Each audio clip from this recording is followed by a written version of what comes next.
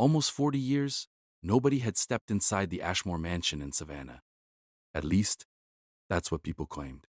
The house sat at the end of a narrow street, hidden behind massive oak trees draped with hanging gray moss that moved even when there was no wind. Most tourists never noticed it. The city was full of famous haunted places, old cemeteries, ghost tours, and creepy stories, but locals always avoided talking about this mansion specifically. It was different from the other places. People didn't treat it like some fun ghost attraction. They treated it like a warning. I first heard about the mansion from an old online forum filled with urban legends from the South. Somebody had posted a blurry picture of the house taken at night. In the top window, there was what looked like a person staring down at the street. The strange part was the caption underneath the photo. It said the mansion had been completely sealed since 1986, after the last family living there disappeared without explanation. No moving trucks. No goodbye. They were simply gone overnight. At first, I thought it was fake. But then, I kept finding more stories. Neighbors claimed they still saw lights turning on. Upstairs after midnight. Delivery drivers refused to stop near the property after dark. One woman swore she heard piano music coming from inside the mansion while walking her dog at 2 a.m. The police apparently investigated several times in the late 90s after reports of screams inside the house, but every search came back empty. Doors locked, windows nailed shut. Nobody inside. Still, the stories never stopped. The more I researched the mansion, the stranger things became. Old newspaper archives mentioned the Ashmore family only a few times. Wealthy, private, quiet. The father, Edward Ashmore, was described as a respected businessman. His wife rarely appeared in public. They had one daughter named Clara. According to the records, the family lived normally for years until something suddenly changed during the winter of 1986. Neighbors started complaining about strange noises coming from the mansion late at night. Loud arguments. Furniture scraping across floors. A child crying for hours. One report mentioned seeing Clara standing motionless in the upstairs window during heavy rainstorms, staring at the street without blinking. Then, just before Christmas, the entire family vanishes. Head. No bodies were ever found. The police searched the mansion for 3 days. Nothing. No signs of violence. No evidence of kidnapping. Just an empty house with dinner plates still sitting on the table, like the family had planned to come back in a few minutes. After that, the city locked the mansion permanently. Or at least, they tried to. People kept breaking in over the years. Most stayed only a few minutes before running back outside terrified. One group of college students supposedly entered the mansion in 2004 to film a documentary. They left their equipment behind and refused to talk about what happened inside. Another man claimed he spent the night there alone and came out the next morning completely pale and shaking. He told police somebody had been whispering his name from inside the walls all night long. Nobody believed him. A few months later, he moved out of Savannah completely. That's when I became obsessed with the place. I wasn't the type of person who believed every ghost story online. Most haunted locations had simple explanations. Old buildings make noises. People imagine things when they're scared. But something about this mansion felt different. The deeper I looked into it, the more it felt like entire parts of the story were missing, almost erased. The weirdest detail came from an interview with an elderly neighbor who used to live across the street from the mansion back in the 80s. Her voice shook while she spoke. She said the Ashmore family stopped opening their curtains during the final weeks before they disappeared. Every window in the house stayed covered day and night, except one, Clara's bedroom. According to the woman, the little girl would stand at the glass every night around the exact same time. But she claimed Clara wasn't alone in that room near the end. There was always someone standing behind her, she whispered during the interview. When the reporter asked who it was, the woman simply said, "It changed." That single sentence stayed in my head for days. I started losing sleep thinking about it. Eventually, curiosity took over completely. I called two of my closest friends, Marcus and Elena, and told them we should visit the mansion ourselves. Marcus immediately said It sounded like the worst idea imaginable. Elena thought the whole thing was exciting. She even joked about becoming famous online if we captured something paranormal. But even she went quiet when I showed her the final photograph ever taken of the Ashmore family. It was dated only 6 days before they vanished. In the picture, Edward and his wife stood beside the staircase inside the mansion with forced smiles on their faces. Clara stood in front of them, holding a doll against her chest. At first, nothing looked unusual. Until you noticed the hallway behind them. There was somebody else in the photo, not fully visible. Just part of a face peeking from the darkness near the kitchen doorway, watching them. By the time we finally drove into Savannah, the sky was already turning dark. Heavy clouds covered the city, and the streets looked strangely empty for a Friday night. Savannah normally felt alive after sunset. Tourists filled the sidewalks. Music came from bars and restaurants. But the closer we got to the old Ashmore mansion, the quieter everything became. Marcus noticed it first. "Where is everybody?" he asked softly from the back seat. I looked around and realized he was right. Entire blocks felt abandoned. Even the streetlights seemed dimmer near that neighborhood. The GPS kept glitching as we dropped. V through narrow roads lined with ancient trees. Twice. The map froze completely before rerouting us in circles. Elena laughed nervously and held up her phone. "No signal," she said. I checked mine. Nothing. That was impossible. We were still inside the city. The mansion appeared suddenly at the end of the road, like it had been hiding in the darkness, waiting for us. Massive black gates surrounded the property, covered in rust and vines so thick they looked like veins crawling over metal. Behind them stood the house itself. It looked worse than the photos. Much worse. The mansion towered over the street with enormous cracked windows and faded gray walls stained by decades of rain. Parts of the roof had collapsed inward. Dead plants surrounded the porch. The entire place looked frozen in time, untouched by the outside world for generations. But one thing immediately felt wrong. There was light upstairs. Very faint. Barely visible, but definitely there. Marcus leaned forward between the seats. "Tell me you guys see that too." "Tell me you guys see that too." Nobody answered right away. Because we did. A pale yellow glow flickered behind one of the second-floor windows before disappearing completely. Elena whispered, "Maybe squatters." I wanted to believe that. I really did. But something about the light bothered me.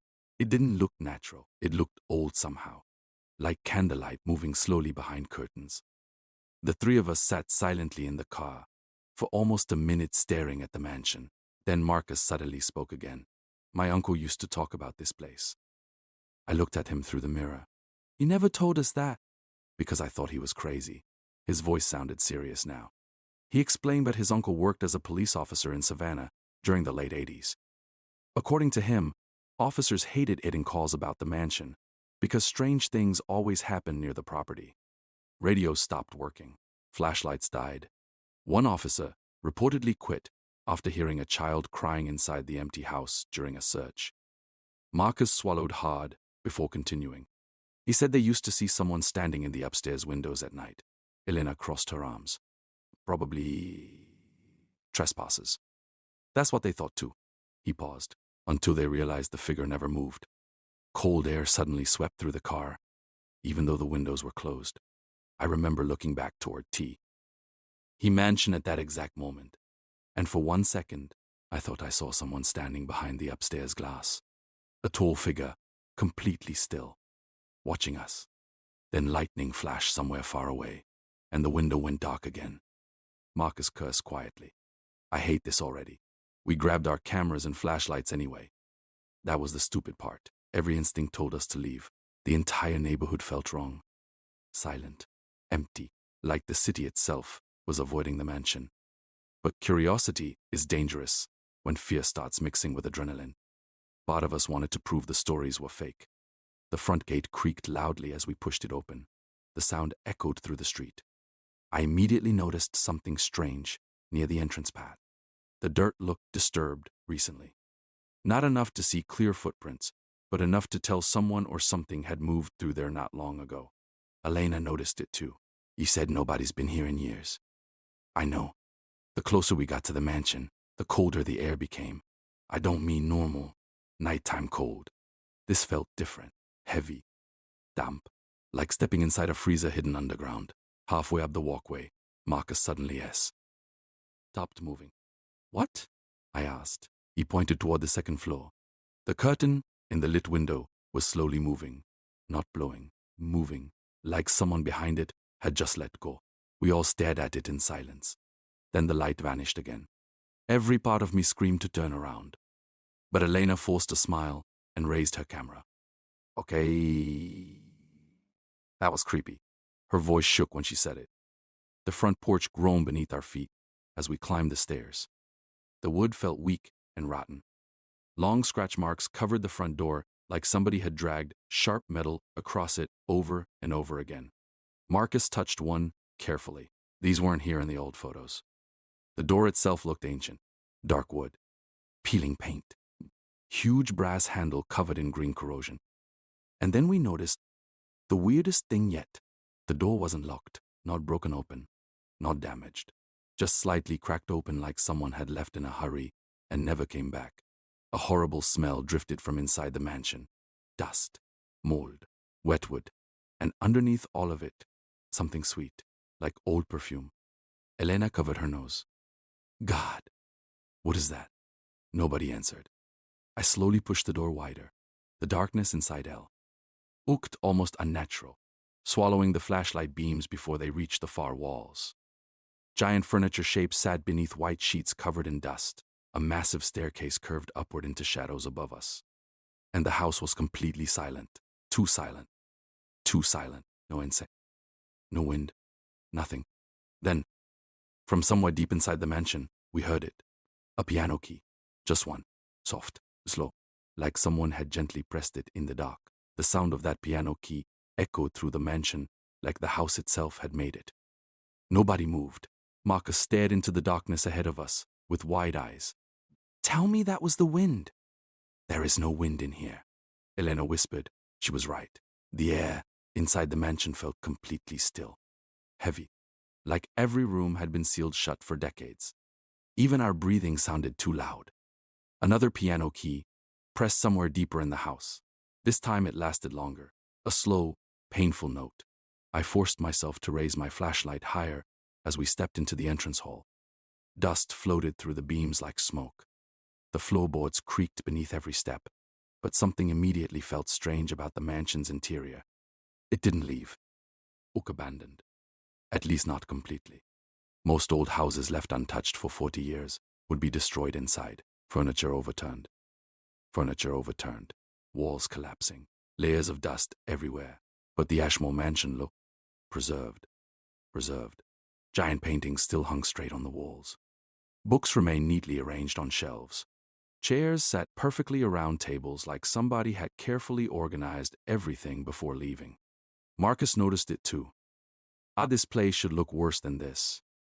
He ran his hand across a wooden table near the staircase. No dust. That single sentence made my stomach tighten. I walked over and checked for myself. Nothing. The table was clean. Not freshly polished, but clean enough that somebody had touched it recently. We started shining our flashlights around more carefully after that. And once we noticed it, we couldn't stop noticing it. Certain areas were covered in thick dust. Others looked untouched, like someone was still moving through parts of the mansion. Elena tried laughing again, but it sounded forced. Maybe homeless people stay here sometimes. Marcus shook his head immediately. No homeless person is cleaning tables in a haunted mansion. The entrance hall stretched into several dark corridors. One led toward what looked like a dining room. Another disappeared deeper into the house beside the staircase. Every direction felt wrong somehow. And then we heard it again. A single piano note. Closer this time. We followed the sound carefully until we reached a large room near the back of the mansion. An enormous black piano sat near tall windows, covered by rotting curtains. Moonlight spilled faintly across the floor. The piano bench was empty. But one key near the center was slowly rising back into place, like someone had just pressed it seconds earlier. Marcus stepped backward immediately. Nope. Eleanor raised her camera with shaking hands. Did you guys see that? I nodded slowly. My chest felt tight now. Every horror story I'd ever heard suddenly felt very real. Inside that room, the piano itself looked ancient. Its surface was scratched and faded with age, but the keys were strangely clean. One small framed photograph rested on top beside a silver candle holder. I picked it up carefully. It showed the Ashmore family standing together in this exact room years earlier. Edward Ashmore sat beside the piano, while his wife stood behind him with her hand on his shoulder. Clara smiled at the camera, holding the same doll from the old newspaper photo, but somebody had scratched through all three of their faces. Deep, violent lines carved across the picture. Only the doll remained untouched. Elena whispered, "Who would do that?" I didn't answer because something else had caught my attention. More photographs covered the walls nearby. Family portraits, birthday pictures, holiday gatherings, and every single face had been scratched out. Every single one. Except for Clara. Marcus suddenly lowered his flashlight toward the floor. "Guys." We looked down. Fresh footprints covered the dust near the piano. Bare footprints, small ones, like a child had been walking through the room. My throat went dry. The prints led toward the hallway behind us, then disappeared completely halfway across the floor. Elena's breathing became uneven. "Okay, I officially hate this place." She turned her camera toward the hallway, but the light began flickering violently. At first, we thought the battery was dying. Then all three flashlights dimmed at the exact same moment. The temperature dropped. Bed instantly. Cold air swept through the piano room hard enough to move the curtains beside the windows. And from somewhere upstairs, we heard footsteps. Slow, heavy, one step at a time, directly above us. Marcus looked toward the ceiling. There's no way somebody's up there. He was right again. We had already seen from outside that large parts of the second floor were collapsing inward. Entire sections of the roof were destroyed. Nobody could safely walk around up there. But the footsteps continued. Creak, pause, creak, pause. Like someone pacing slowly across the hallway above us. Elena whispered, "Maybe we should leave." For the first time since entering the mansion, nobody argued. I think we all realized something at that moment. The fear inside that house didn't feel normal. It wasn't just creepy sounds or shadows. The mansion felt aware somehow, like it had been watching us since we walked through the front door. Then the footsteps stopped completely. Silence filled the house again. A horrible silence. Marcus exhaled slowly. "Good." That's when we heard the voice. Marcus. Soft, weak, coming from upstairs. All three of us froze instantly. Marco. S's face lost all color, because the voice sounded exactly like his mother. I could see the panic in his eyes immediately. "No." The voice came again. "Marcus, help me." Elena grabbed his arm before he could move. "Don't." He looked completely shaken now. "That's impossible." I remembered the warning from the gas station worker earlier that day. "If you hear someone calling your name in that house, don't answer." The voice continued upstairs, crying now, begging. Marcus covered his ears tightly. "That's not her." Then suddenly, another voice echoed from the darkness upstairs. My voice. "Guys, come up here." Every hair on my arm stood up instantly, because I hadn't spoken. Elena stared at me in horror. Elena stared at me in horror. A few seconds later, the mansion copied her voice too. Perfectly. I found something. The three of us backed toward the doorway together, unable to take our eyes off the staircase outside the piano room. And slowly, from the darkness at the top of the stairs, we heard something begin descending toward us, bare feet against old wood. The sound coming down the staircase stopped halfway, not slowly, instantly, like whatever had been walking toward us suddenly realized we were listening. None of us moved. The entire mansion felt frozen again. I could hear Marcus breathing beside me, short and uneven. Elena still gripped my arm so tightly it hurt, but I didn't say anything. My eyes stayed locked on the staircase outside the piano room. Darkness covered the upper hallway completely. No figure, no movement, nothing. But deep down, all three of us knew something had been standing there seconds earlier. Marcus finally whispered, "We need to leave right now." Nobody argued. We turned toward the entrance hall, moving carefully and quietly, like somehow the mansion wouldn't notice us if we stayed calm. Every floorboard creak, made my heart jump. The silence inside the house felt worse now, because we knew the voices weren't our imagination. The house had repeated us perfectly. Not close. Perfectly. As we passed through the dining room, Elena suddenly stopped walking. What is that? Her flashlight pointed toward the far wall. At first, I thought it was another painting. Then the light shifted slightly, and my stomach dropped. Photographs. Hundreds of them, pinned across the wall from floor to ceiling. Old black and white family. Pictures. Newspaper clippings. Polaroids.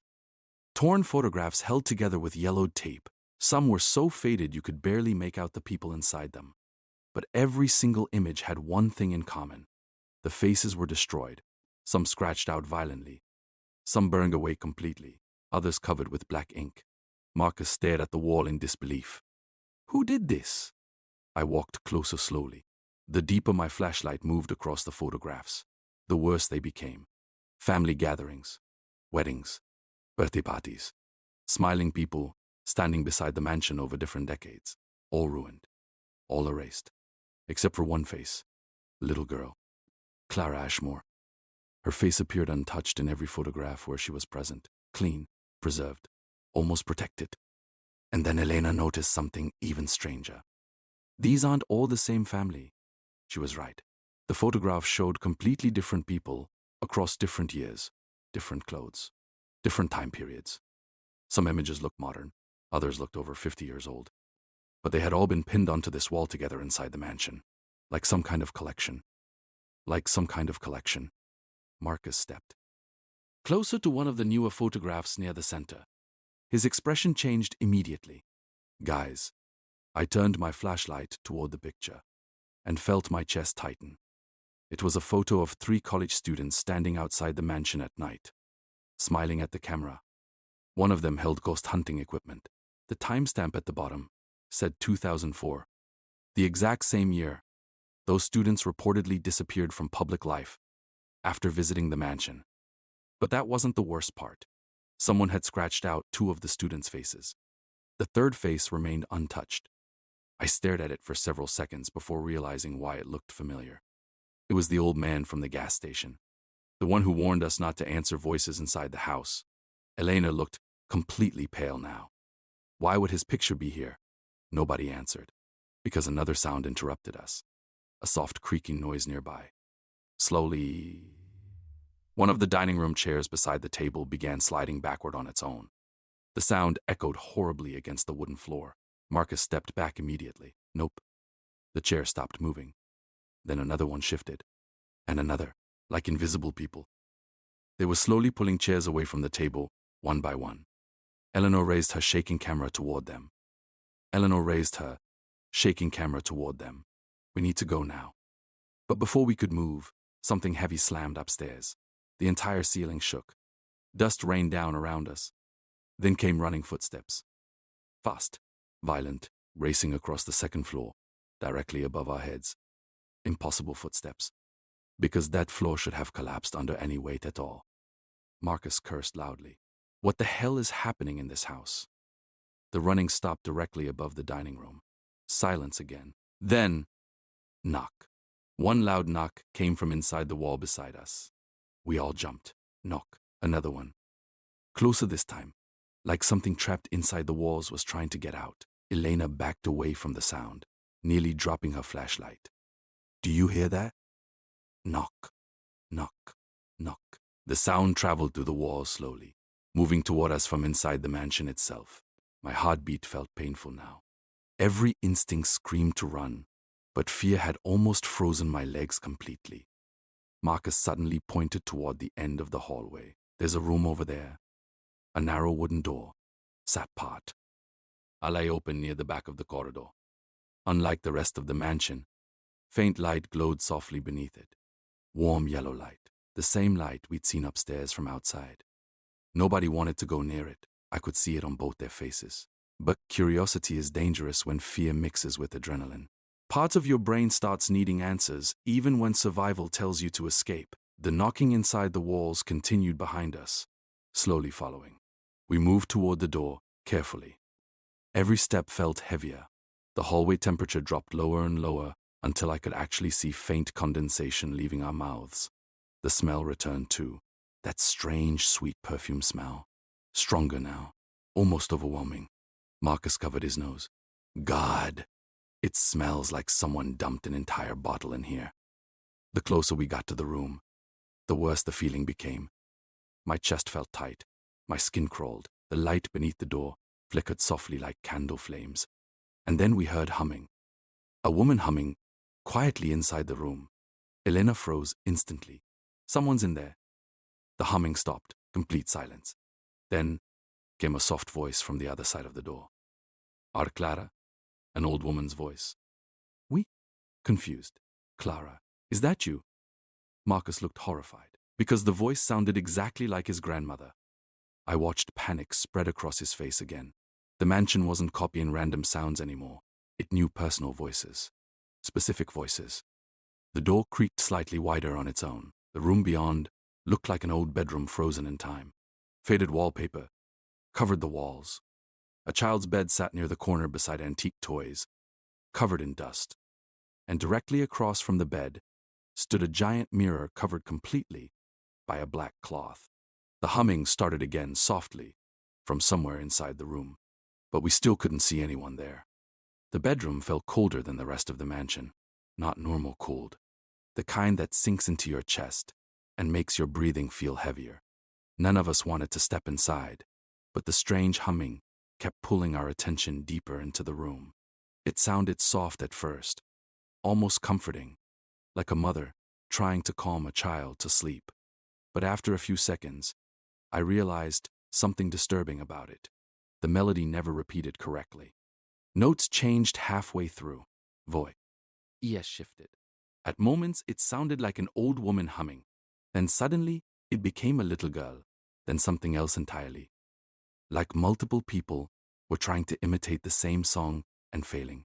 Elena whispered, "This room feels wrong." Marcus didn't answer. He was staring directly at the black cloth hanging over the giant mirror across from the bed. The cloth moved, slightly. Not enough to fall, just enough to make it clear something behind it had touched the fabric from the other side. I felt every muscle in my body tighten instantly. "No," Marcus said quietly. "Don't go near that thing." But Elena had already stepped into the room. Her flashlight moved slowly across the walls. Children's drawings still hung beside faded wallpaper. Most were simple pictures of flowers and trees, but some looked disturbing. One drawing showed the mansion with black stick figures standing inside every window. Another showed a little girl hiding under a bed, while something tall stood outside the bedroom door. And every drawing had the same sentence written again and again in messy handwriting. "IT speaks like us." I swallowed hard. The humming stopped suddenly. Complete silence led the room. Then came a soft creak behind us. The bedroom door slowly closed on its own. Marcus rushed toward it immediately and grabbed the handle. Locked. He yanked harder. "Open the damn door." Nothing. The lock wouldn't move. Elena backed away from the door slowly, panic finally appearing in her face. "This isn't funny anymore." Then we heard breathing, very close. Not ours. Slow breathing coming from behind the black cloth covering the mirror. Marcus turned pale instantly. Something's behind that. The cloth shifted again. A shape pressed against it briefly from underneath. Human-sized. Tall. Still. I remember wanting to run more than anything in my life, but my body wouldn't listen. Fear had rooted me in place completely. The air in the room felt thick now, almost impossible to breathe. Then Elena suddenly stepped closer to the mirror. "Wait," she whispered. Marcus grabbed her arm immediately. "What are you doing?" "There's writing on it." I raised my flashlight carefully. She was right. Faint words had been written across the black cloth in faded white paint. "Do not let it see you." Before any of us could react, the breathing behind the cloth started. Stopped. Instantly. Silence. Then something tapped softly against the glass underneath. One tap, another, then 3 fast taps. Marcus backed away immediately. No, absolutely not. But Elena couldn't stop staring at it. Something about her expression had changed since entering the bedroom. She looked distracted now, distant, like she wasn't fully listening anymore. "Elena?" I asked. She didn't answer right away. Her eyes stayed locked on the mirror.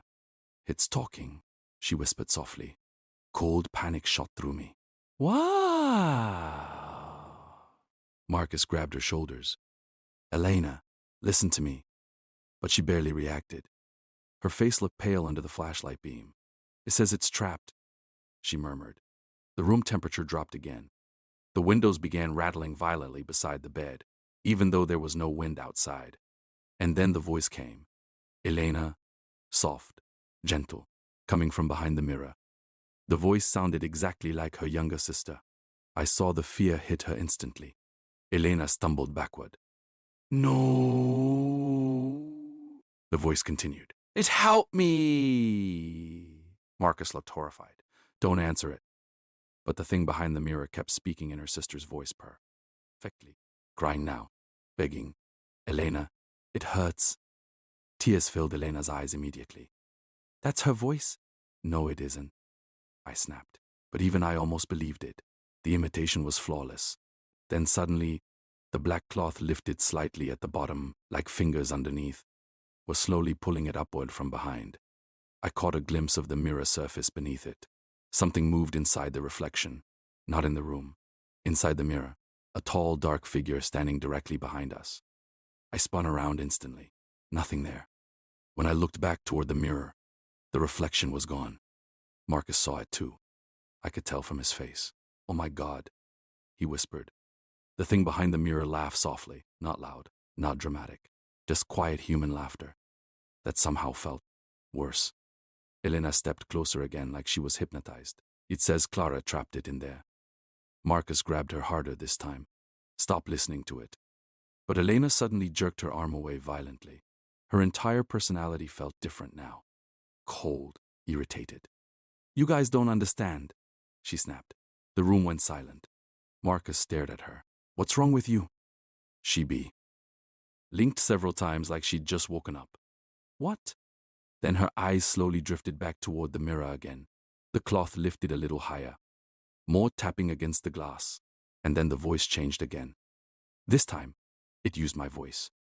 Marcus, look behind you. Marcus spun around immediately, before stopping himself halfway. The thing behind the mirror laughed again, mocking him, playing with us. I suddenly understood something horrible in that moment. The mansion wasn't haunted in the way we thought. This thing wasn't trying to scare us away. It was studying us, learning us. Every voice it copied became more perfect each time. Then the bedroom lights flickered once.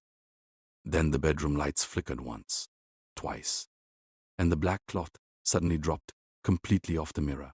Elena screamed. The mirror reflected the bedroom clearly. The bed, the walls, the three of us standing there frozen in terror. But there was one problem. There were 4 people in the reflection. A little girl stood between us. Pale skin, dark hollow eyes, holding a doll against her chest. Clara Ashmore. Marcus stumbled backwards so hard he crashed into the bedroom wall. I couldn't breathe, because Clara wasn't standing inside the actual room, only inside the mirror. And slowly, smiling beside her reflection, stood something tall behind her with no face at all. Marcus screamed first. Not loud, just one sharp sound of pure panic, before he stumbled away from the mirror so quickly he nearly fell. Elena backed into the corner beside the bed, covering her mouth with both hands. I couldn't move at all. Because the reflection inside the mirror was still wrong. Clara stood perfectly still between us, holding her doll tightly against her chest. Her face looked pale and emotionless, but her eyes stayed locked directly on me. And the tall thing behind her kept growing taller, not physically. It just unfolded slowly inside the reflection like shadows stretching unnaturally across the glass. No face, no clear features, only a dark shape standing behind the little girl, watching us. The worst part was that it moved naturally in the mirror, even though nothing existed in the actual room behind us. Then Clara slowly lifted one finger toward the glass and whispered something. At first we couldn't hear it. Marcus shook violently beside me. Don't look at it. But none of us could stop. B. Clara's lips moved again. This time I heard the words clearly. It knows you now. The lights exploded instantly. Darkness swallowed the bedroom. Elena screamed somewhere beside me as glass shattered near the window. I heard Marcus slam into furniture, trying to reach the door. My flashlight flickered wildly in my shaking hand before dying completely. And then the voices started. Not one voice, hundreds, whispering through the darkness around us. Our own voices, friends, family members, people we knew.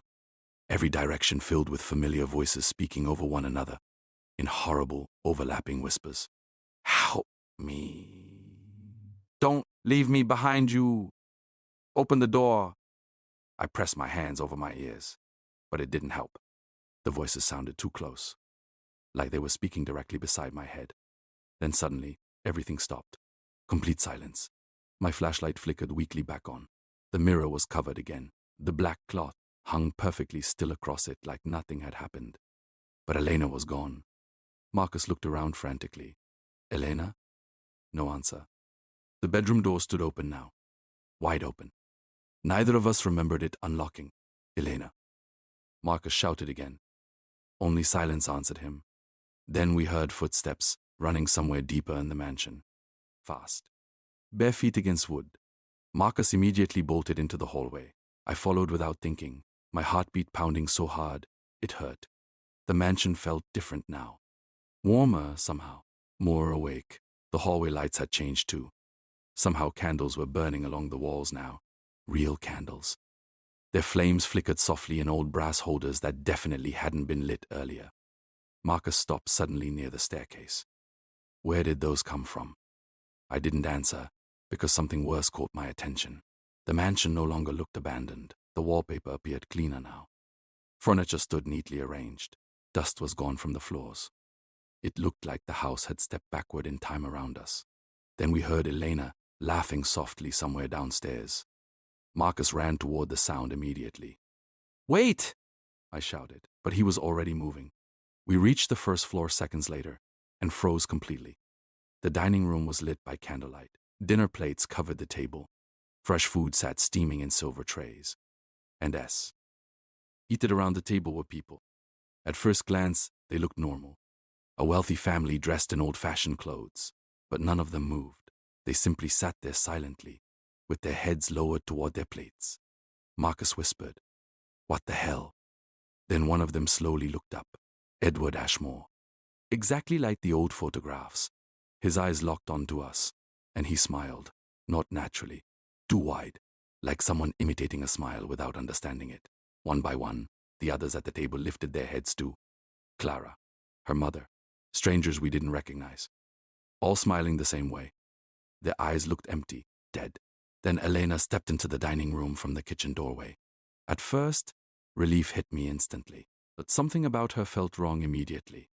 She walked slowly, too smoothly, and her face looked completely calm now. Marcus rushed toward her. "Where did you go?"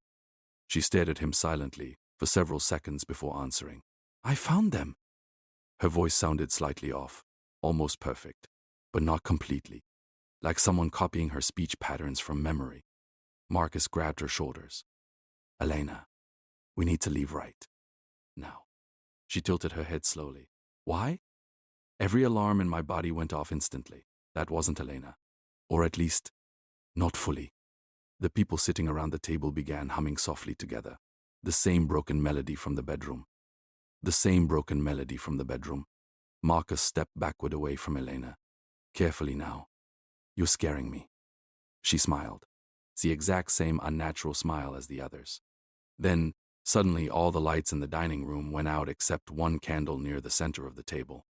And in that dim, flickering light, everyone at the table changed. Their faces were scratched out. Not physically, just wrong somehow. Blurry, distorted. Like the mansion couldn't hold their appearances together anymore. Elena looked toward me slowly and spoke in my own voice. "She's still upstairs." Marcus nearly collapsed from panic. "Stop doing that." The thing pretending to be Elena smiled wider. Then another voice came from upstairs. The real Elena, screaming, "Help me!" Marcus looked upward instantly. The thing beside us copied the scream perfectly a second later. Two identical screams echoed through the mansion at once. One upstairs, one beside us. My stomach turned. the man. Ion wasn't just copying voices anymore. It was trying to confuse us, separate us. Marcus backed away from fake Elena carefully. Which one is real? Nobody answered. Because deep down, I think we both already knew something terrible. The longer we stayed inside the mansion, the better this thing became at imitation. The better this thing became at imitation. And then fake Elena suddenly stopped smiling. Her face turned serious, almost afraid. She leaned closer toward us and whispered quietly in her normal voice again. You need to find Clara's diary before it learns everything. Then her expression twisted violently, like two personalities fighting each other beneath the surface. Her mouth opened slowly, and another voice came out, deep, wet, inhuman. You shouldn't have come here. The moment that voice came out of Elena's body, the entire mansion seemed to react. Not like a sound, like a living thing hearing its own thoughts spoken aloud. The candles in the dining room flickered violently at the same time, bending their flames sideways, even though there was no wind. The shadows on the walls stretched longer, darker, almost pulling toward us like they were alive. Marcus grabbed my arm hard. We're leaving. NG. Now. But the hallway behind us had changed again. The door we came through was gone, not closed. Gone completely, replaced by a solid wall of old wallpaper that looked freshly applied, still slightly damp. Marcus slammed his palm against it. No, this is impossible. The thing inside Elena's body tilted its head slowly, studying our panic like it was curious. Then it smiled again. Not Elena's smile, something else's idea of a smile. You already belong inside, it said in that deep, broken voice that didn't match her at all. Ah! Stepped backward instinctively, my flashlight shaking in my hand. Where is she? I asked. The thing laughed softly, and the sound echoed from every corner of the house at once. Upstairs, downstairs, inside the walls, even inside our heads. Even inside our heads. You keep asking that, it said, as if she is still separate. Marcus suddenly looked furious through the fear. If you hurt her, the thing interrupted him instantly. Hurt her? It repeated, almost amused. She opened the door. The candles all went out at once. Total darkness swallowed the dining room. Then in the blackness, we heard footsteps again, but not running this time. Slow, deliberate, coming down too. The staircase. Each step sounded heavier than the last, like something was learning how to move through our world properly. Marcus whispered, That's not Elena anymore. I didn't answer, because I could hear something else now. Pages turning, somewhere close, very close. A soft rustling sound like paper being flipped slowly by invisible hands. Then a small voice spoke from the darkness. A child's voice. Find me, Clara. The temperature dropped instantly. I felt it in my lungs, like breathing ice. The candles reignited on their own, one by one, lighting the dining room in a weak, trembling glow. And, at the end of the table, Clara was sitting there. Same dress, same doll, same hollow eyes. But this time, she was not inside a reflection. She was not inside a reflection. She was physically there. Marcus stumbled backward so hard he nearly knocked over a chair. No. Clara looked at him without blinking. You brought it back, she said softly. The thing inside Elena's body turned toward Clara immediately, and for the first time, it stopped smiling. The entire mansion felt like it held its breath. Clara stood slowly from her chair. Her feet didn't make a sound against the wooden floor. Her feet didn't make a sound against the wooden floor. She looked at us like she was tired, not scared. Not scared, tired. Then she spoke again. You weren't supposed to come inside. Marcus shook his head violently. We didn't do anything. Clara pointed toward Elena's body. You invited it. The thing inside her laughed again, but this time the sound cracked halfway through like broken glass. Elena tilted her head, struggling slightly. Too late, it whispered. The walls around us began to shift, not physically breaking, changing. The dining room stretched longer than it should have. The table expanded. The chairs multiplied. The walls moved farther away like the house itself was breathing outward. Marcus grabbed my wrist. This is not real. This is not real. This is not real. But I could feel it. The floor wasn't stable anymore. It was sinking slightly under us, like we were standing on something soft instead of wood. Clara stepped closer to the thing inside Elena and said something I will never forget. You learned too much. The thing inside her suddenly screamed. Not like a human, not like anything alive. A distorted, layered sound that felt like multiple voices tearing apart at once. Elena's body collapsed to her knees, shaking violently. Marcus ran forward immediately. Elena. I grabbed him. Don't touch her! But it was too late. The moment Marcus touched her shoulder, the mansion reacted again. All the mirrors in the dining room shattered at once. Every candle flame turned black for 1 second before returning. And from every broken reflection, we saw the same thing. Clara standing behind us. Everywhere. Every broken surface. Every shard of glass. Every reflection. All showing her behind us. Marcus froze completely. She's everywhere. Clara's voice echoed from all directions now. You let it copy you. The thing inside Elena lifted its head slowly, and suddenly, its voice changed again. Not deep anymore. Not broken. It sounded like all of us at once. Marcus. Me. Elena. Clara. All layered together. I understand now, it said softly. Clara shook her head slowly. No, she replied. You don't. And then, she looked directly at us. Both of us. Her hollow eyes somehow feeling heavier than anything else in the room. You didn't enter the house, she said. You answered it. The mansion went completely silent. Even the breathing stopped. Even the breathing stopped. Even the flickering stopped. Even time felt paused. Then the thing inside Elena stood up again. And this time, it looked perfectly calm. Too calm. It smiled one last time and spoke in a voice that matched Marcus perfectly. Let's try again.